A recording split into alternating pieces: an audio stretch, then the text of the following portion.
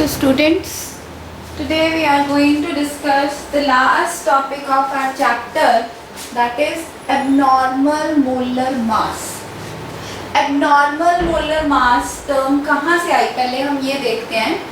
उससे पहले हमने पढ़ी colligative properties.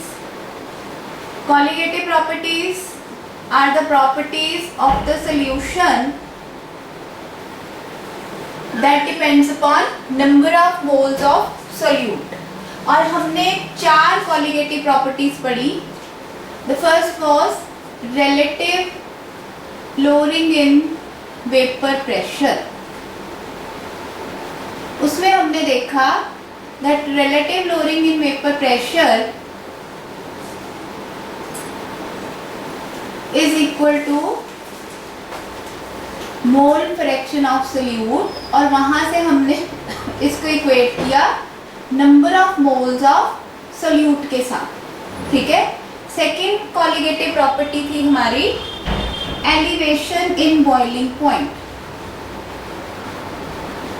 Elevation in boiling point में we had delta TB is equal to KB into m, where m is molality, और फिर इसको रिलेट कर दिया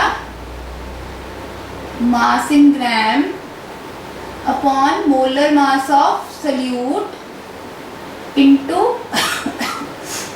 मास ऑफ सॉल्वेंट. यानी कि यहाँ पे हम इसको शो कर दिया हमने that it depends upon number of moles of solute. तीसरी प्रॉपर्टी थी हमारी depression in freezing point. Depression in freezing point में भी we had delta TF is equal to KF into M, where M is molality.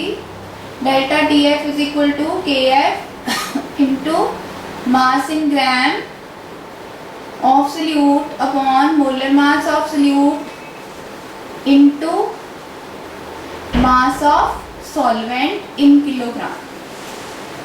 Right? So यहाँ भी हमें पता लग गया that it depends upon number of moles of solute. और चौथी लास्ट प्रॉपर्टी हमने पढ़ी ऑस्मोटिक प्रेशर. उसमें भी हमने देखा pi is equal to C R T और उसको हमने लिखा pi is equal to n by B R T, और वहां भी हमें पता चला that it depends upon number of moles of solute. हर एक प्रॉपर्टी में हमने एंड में जो डेरिवेशन ली उसमें ये पाया दैट कॉलिगेटिव प्रॉपर्टी और मोलर मास ऑफ सोल्यूट का आपस में जो रिलेशनशिप है that is inverse relationship. That colligative property is inversely proportional to molar mass. और हमने कहा था कि colligative property is the experimental way of measurement of molar masses. किसी भी चीज का अगर किसी भी सोल्यूट का मोलर मास निकालना है तो कॉलिगेटिव प्रॉपर्टी एक एक्सपेरिमेंटल मेथड है, और इनमें से भी सबसे ज्यादा हम प्रेफरेंस देते हैं ऑस्मोटिक प्रेशर को. राइट? लेकिन ये थ्योरेटिकल बात है कि कॉलिगेटिव प्रॉपर्टी से हम एक्सपेरिमेंटल वैल्यू मोलर मास की निकाल सकते हैं.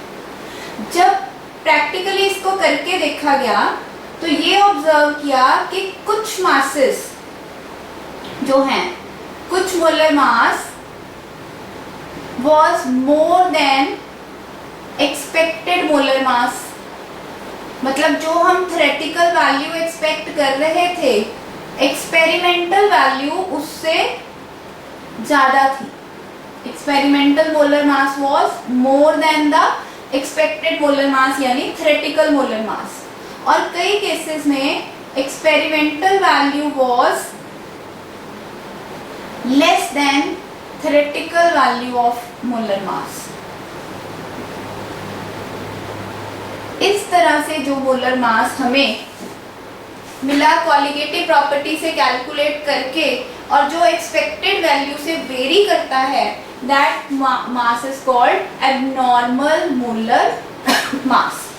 Abnormal molar mass means when the value deviates from its theoretical value or the expected value in the experimental condition. That is called abnormal molar mass. अब abnormal molar mass क्यों हो गया? The reason उसके लिए बार बार हम यही बात कहेंगे कि क्योंकि colligative property inversely proportional to molar mass है, अगर मोलर मास ज़्यादा है तो इसका मतलब क्या हुआ, कॉलीगेटिव प्रॉपर्टी इज लेस। अगर मोलर मास लेस है तो इसका मतलब क्या हुआ, कॉलीगेटिव प्रॉपर्टी इज मोर। यानी कि कहीं ना कहीं कॉलीगेटिव प्रॉपर्टी को कैलकुलेट करने में कोई दिक्कत है, तभी जो हमारा थ्योरेटिकल मोलर मास और abnormal molar mass equal values नहीं आ रहे। तो ये क्या प्रॉपर्टी है ये कौन सा रीजन है जिसकी वजह से हमारा नॉर्मल मोलर मास आ रहा है। इसके लिए हमारे पास दो फिनोमेना हैं, ध्यान से समझना, दिस इज वेरी इंपॉर्टेंट। आप देखो, the one phenomena is called dissociation. Dissociation का मतलब क्या होता है, टूट जाना। और दूसरा फिनोमेना है एसोसिएशन। डिसोसिएशन और एसोसिएशन कैसे पार्टिसिपेट करते हैं नॉर्मल मोलर मास लाने में, लेट अस सी। मान लीजिए हमारे पास केस है सोडियम क्लोराइड का। अब हमें पता है सोडियम क्लोराइड सॉलिड स्टेट में तो आयनिक इन नेचर है। जैसे ही ये एक्वस स्टेट में जाएगा, एक्वस स्टेट क्या होती है, when we dissolve something in water, जैसे ही एक्वस स्टेट में जाएगा तो ये डिसोशिएट हो जाएगा अपने आयंस में। अब हमने पार्टिकल तो लिया था अपनी तरफ से एक, बन गए इसके दो। अब कॉलीगेटिव प्रॉपर्टी हमने कहा it depends upon number of particles, okay. और फिर हमने कहा colligative property is inversely proportional to molar mass. अब इन केस ऑफ NaCl क्या हो रहा है, नंबर ऑफ पार्टिकल्स एक की बजाय दो हो गए। नंबर ऑफ पार्टिकल्स बढ़ने पे colligative property will increase, colligative property बढ़ गई। अब जैसे ही कॉलीगेटिव प्रॉपर्टी बढ़ी तो मोलर मास कम हो जाएगा, क्योंकि colligative property and molar mass are inversely proportional to each other. यहाँ पे अब क्या होगा, कॉलीगेटिव प्रॉपर्टी में नंबर ऑफ पार्टिकल बढ़ गए। कब ऐसा हुआ, जब डिसोसिएशन हुई, तो मोलर मास जो है वो एक्सपेक्टेड मोलर मास से कम आएगा।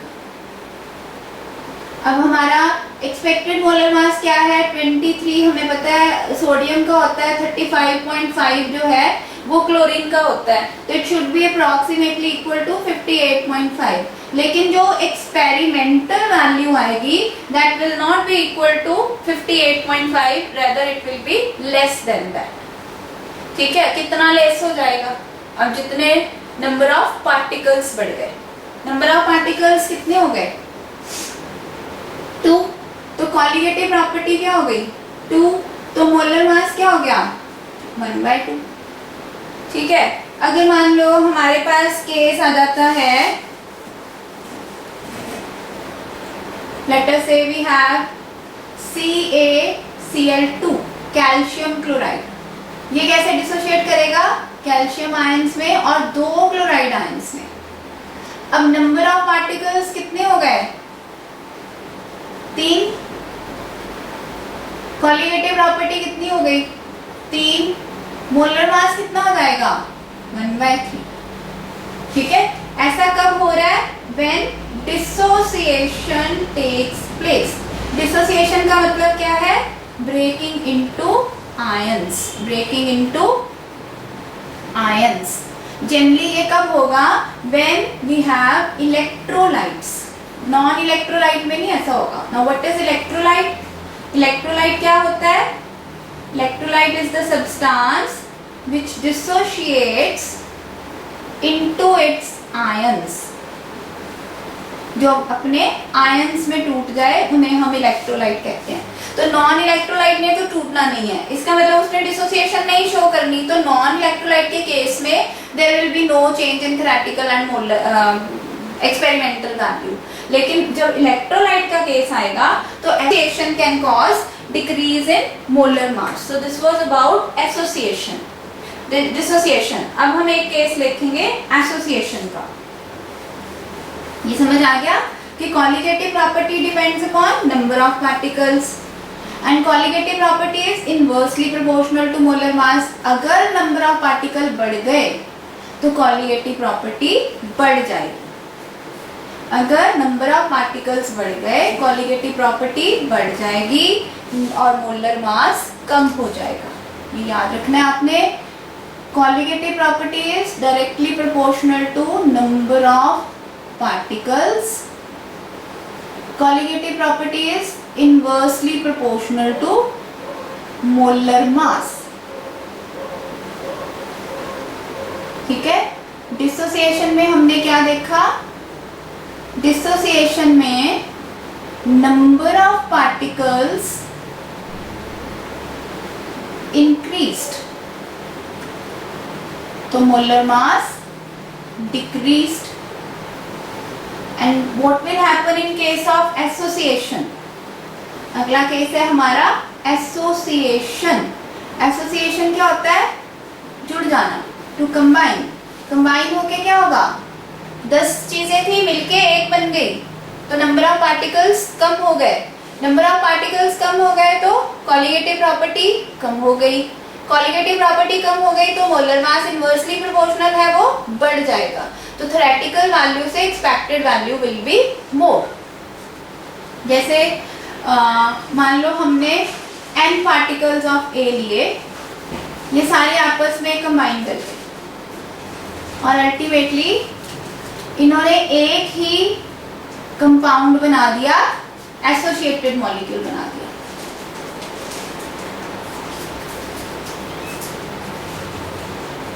तो number of particle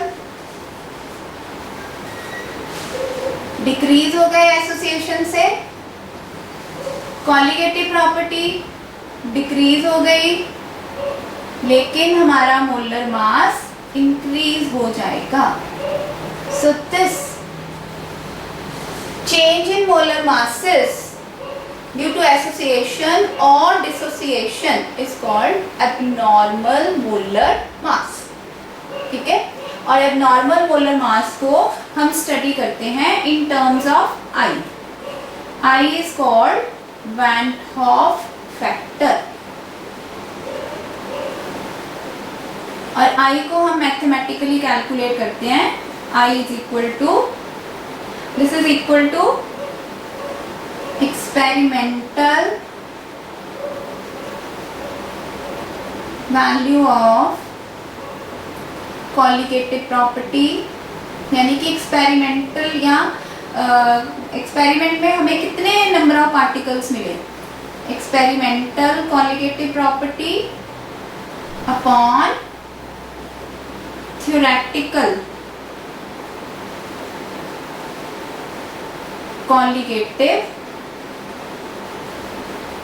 property. So we have Van Hoff factor represented by I. और I के वैल्यू हम कैसे कैलकुलेट करते हैं? Experimental value of colligative property upon theoretical value of colligative property. और हमें पता है कॉलिगेटिव प्रॉपर्टी और मोलर मास इनवर्सली प्रोपोर्शनल है. तो अगर हमने इसे in terms of molar mass लिखना हो तो उल्टा हो जाएगा. Theoretical value of molar mass upon experimental value of molar mass.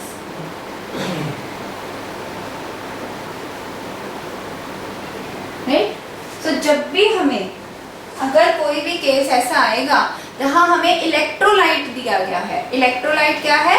The compound which dissociate into its ions. कोई भी आयनिक कंपाउंड जब देंगे तो हमने ये जरूर देखना है कि क्या ये एक्व सॉल्यूशन में डिसोशिएट हो रहा है या कोई ऐसा मॉलिक्यूल हमें मिल गया जो एसोसिएट हो रहा हो. एसोसिएशन हमें जनरली पता चलती है if they undergo hydrogen bonding. Like in case of we can have the case of acetic acid. Acetic acid में देखो ये आयनिक नहीं है लेकिन इसके मॉलिक्यूल्स जो हैं आपस में हाइड्रोजन बॉन्डिंग अंडरगो कर जाते हैं। तो ये इनिशियली एक ये और एक ये दो मॉलिक्यूल थे, आपस में इन्होंने हाइड्रोजन बॉन्ड अंडरगो कर लिया, तो ये बना दिया डाइमर। डाइमर बनाने से क्या हुआ, नंबर ऑफ पार्टिकल्स कम हो गए। नंबर ऑफ पार्टिकल्स कम हो गए, कॉलिगेटिव प्रॉपर्टी कम हो गई। कॉलिगेटिव प्रॉपर्टी कम हो गई, मोलर मास बढ़ गया। सो जो एसिटिक एसिड का मोलर मास है एक्सपेक्टेड वैल्यू से ज्यादा आएगा, और डिसोसिएशन के केस में एक्सपेक्टेड वैल्यू से कम आएगा। ठीक है, इसको मैथमेटिकली कैसे कैलकुलेट करना है,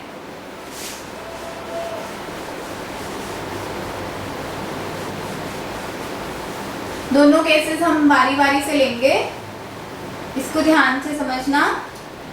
late us say we have an electrolyte AB and this dissociates into A ions and B ions. Dissociation हो गई।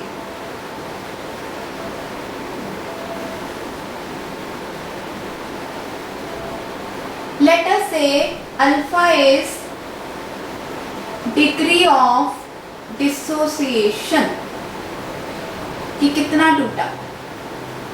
ठीक है, Let us say जब हमारे पास अभी डिसोसिएशन शुरू नहीं हुई थी तो इसके नंबर ऑफ मोल्स थे 1।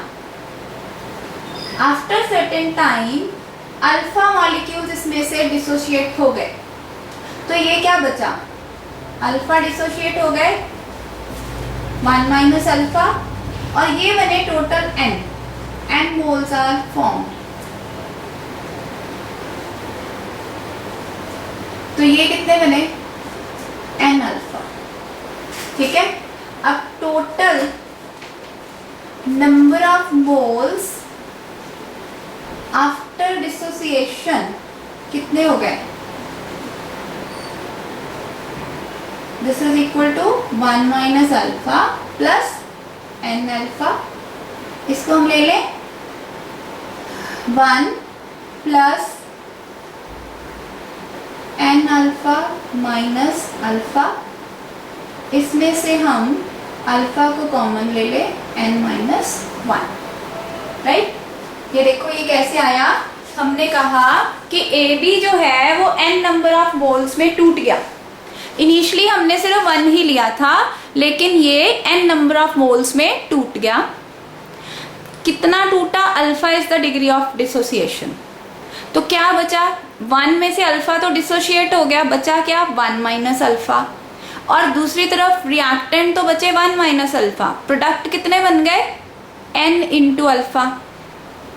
टोटल क्या हो गया मिक्सचर में, जो रिएक्टेंट है प्लस जो प्रोडक्ट है। रिएक्टेंट कितने हैं 1 माइनस अल्फा, प्रोडक्ट कितने हैं n अल्फा, दोनों को हमने ऐड कर दिया।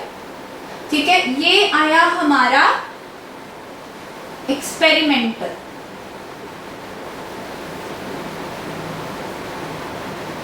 यहां हम कह सकते हैं ऑब्जर्व्ड। लेकिन थ्योरेटिकली हम क्या सोचते थे कि कितने होने चाहिए, थ्योरेटिकली तो हम कहते हैं कि इसको डिसोशिएट करना ही नहीं चाहिए, तो थ्योरेटिकली नंबर ऑफ पार्टिकल्स कितने होने चाहिए 1 का 1 ही रहना चाहिए। तो वांट ऑफ फैक्टर किसके बराबर हो गया, एक्सपेरिमेंटल वैल्यू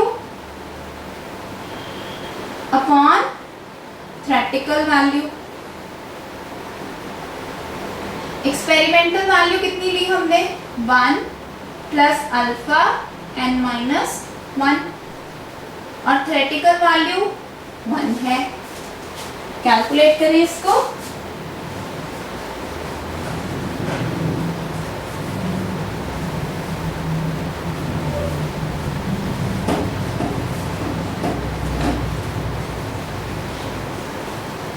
यहाँ से I आ गया हमारे पास 1 plus alpha into n minus 1। I minus 1 is equal to alpha into n minus 1। तो अल्फा किसके बराबर आ गया हमारे पास, I minus 1 upon n minus 1। This is in case of dissociation. This is in case of dissociation, where alpha is called degree of dissociation and I is called want of factor. इस पे आपको numerical आ सकता है, right? So this is the case of dissociation. Dissociation में हमने क्या कहा? Normal upon आपका experimental value upon theoretical. Experimentally हमने देख लिया कि टूट टाट के बाकी टोटल कितने बचे reactant plus product, upon expected क्या होना चाहिए था 1, मतलब उसके हिसाब से तो टूटना ही नहीं चाहिए ना, आइडियल सोल्यूशन है तो टूटेगा ही नहीं, ठीक है? So this is the case of dissociation. Next we have case of association. Association means जुड़ जाना. अब क्या होगा? Number of particle will decrease, colligative property will decrease, molar mass will increase. In case of dissociation, association. अब association का case करेंगे हम. Association, n particle लिए थे, बच के, ठीक है? Let alpha is degree of association. अब देखो, अगर पहले 4 थे, 4 1 बन गए तो बचे क्या? 1/4. 2 मिलके 1 बने तो 1/2, ठीक है? 3 मिलके 1 बने तो 1/3. कम होता जाएगा ना नंबर ऑफ पार्टिकल्स. ऐसे ही हम देखेंगे कि हमने शुरू किया था 1 से एट बिगिनिंग, ये 1 था, ये 0. थोड़ी देर बाद alpha number of moles associate कर गए, तो ये कितना बचा? 1 minus alpha. Alpha out of 1, alpha जो मतलब n में से अल्फा जो है वो एसोसिएट कर गए. If alpha is the degree of association, तो फिर number of moles of an कितने हो जाएंगे? This will be equal to n alpha by n. This is equal to alpha by n. तो टोटल कितने हो गए? 1 minus alpha plus alpha by n. 1 plus alpha by n minus alpha 1. Alpha बाहर निकाल दे.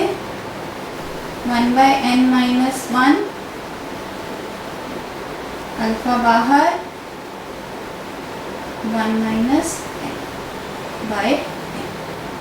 अब i किसके बराबर है? i is equal to experimental value upon theoretical value. Experimental हमने क्या निकाल ली? 1 plus alpha into 1 minus n by n. तो i minus 1 is equal to alpha into 1 minus n by n. तो अल्फा किसके बराबर हो गया ultimately? i minus 1 upon 1 minus n by. Alpha is equal to i minus 1 upon 1 minus n by n. या इसको आप उल्टा करके लिख सकते हो, i minus 1 into n by 1 minus n. So this is degree of association. So that is how we come to know that theoretical and experimental value of molar masses that have been calculated from colligative properties, they change. They change in case of the molecules which are electrolyte because they dissociate. Or in case of the molecules which can undergo certain kind of bonding like hydrogen bonding and they associate, जैसे generally this is found in case of polymers. Polymers में क्या होता है? हमने 6 मान लो monomer लिए, तो 6 का मिलके 1 बन गया, 1/6 हो गए. 4 का मिलके 1 बन गया, 1/4 रह गया. right? So that way we calculate the number of particles. So this is about abnormal molar masses. आपके पास एक असाइनमेंट आ गई है सॉल्यूशंस की, वो आपने सॉल्व करके सबमिट करवानी है, and if you have any problems you can send me. Thank you.